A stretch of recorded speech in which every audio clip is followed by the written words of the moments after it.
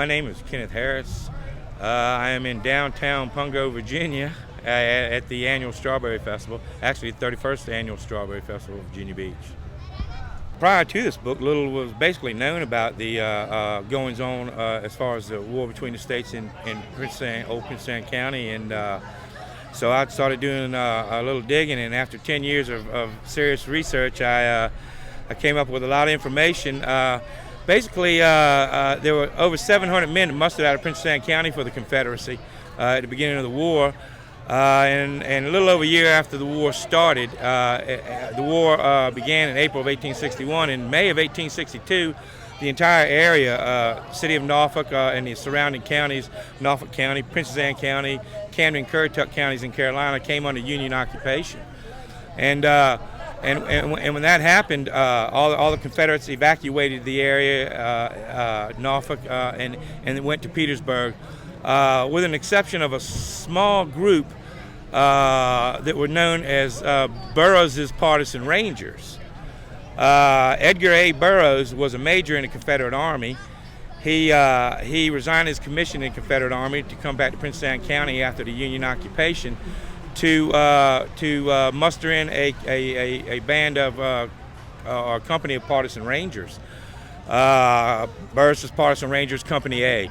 And for almost a year, from spring of 1863 all the way until November of 1863, until Edgar Burroughs was captured by the Yankees here in Princess Anne County, he and his Partisan Rangers, or what the Yankees dubbed the guerrillas, really wreaked havoc on the Yankee forces or Union patrols coming in and out of Princess Anne County, and because of it, sadly, the non-combatants or the civilians of Princess Anne County suffered the worst because of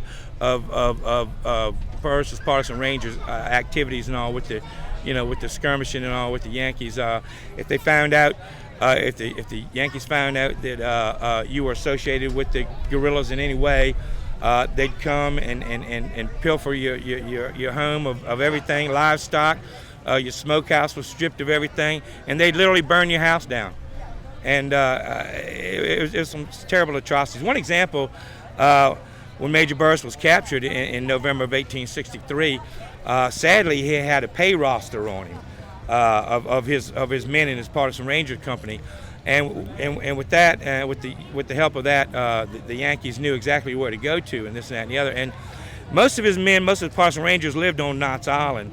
And here's an example of what happened. Alonzo G. Draper, Colonel Alonzo G. Draper of the 2nd U.S. Colored Troops, he and his 2nd U.S. Colored Troops raided Knott's Island, specifically looking for Burroughs' men. And they came across Mr. Waterfield. There were 9 Waterfields that served in Burroughs' Partisan Rangers off of Knott's Island. But when they came across this one Waterfield's home, looking for this Partisan Ranger of Burroughs', there was an elder Waterfield that had just passed away a couple days prior to, and they had him laid out in the parlor in the home. They did that back then. People came, paid their respects. People, what they call sit up with the dead, they sat up with them all night long. A lot of times they did that to make sure that they were actually dead, because sometimes years ago they buried people alive and they would come back alive and not knowing they'd bury them dead. So they let them lay in the parlor for 3 days just to make sure, they were actually deceased. But anyway, when the Yankees came to raid Knott's Island, Draper and his colored troops came to raid Knott's Island, and came upon this Waterfield with the elder Waterfield passed away. They went into the home, ran everybody out the house, took the elder Waterfield that was in his casket, threw him out in the front yard, and burned the home down, because they were associated with Burroughs' Partisan. And that kind of sort of thing happened around here. And it happened up until about mid-1864, and the Yankees kind of got control and got handle of the guerrillas and the guerrilla activity going on around here, and that kind of ceased out. And like I said, about 6-8 months later, of course, the war came to an end in April of 1865, with Lee's surrenders.